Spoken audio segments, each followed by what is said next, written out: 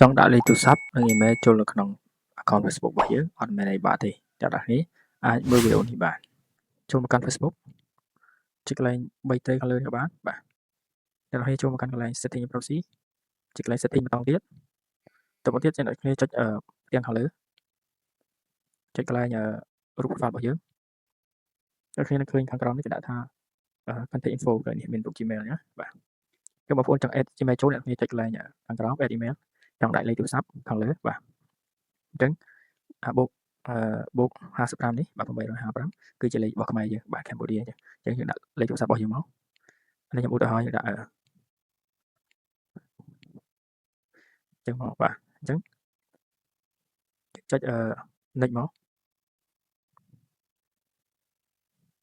កន្លែងនេះវានឹងឲ្យយើងទៅយកលេខកូដ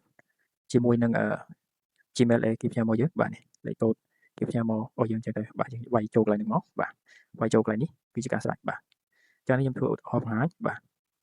ចឹងសម្រាប់បងប្អូន add email ចូលបាទដូចគ្នាបាទគ្រាន់តែយើងវាយជាមួយ email យើងហើយយើងចុច next យើងទៅយកលេខកូដមកគឺយើងអាចដូរបានអាចបន្ថែមបានយើងមានដូរទេនេះគឺបន្ថែមបើគិតថាវីដេអូនេះមានប្រយោជន៍អ្នកនរគ្នាចុចបេះដូងនិង follow ខ្ញុំមួយផងដើម្បីទទួលបានវីដេអូជាច្រើនទៀត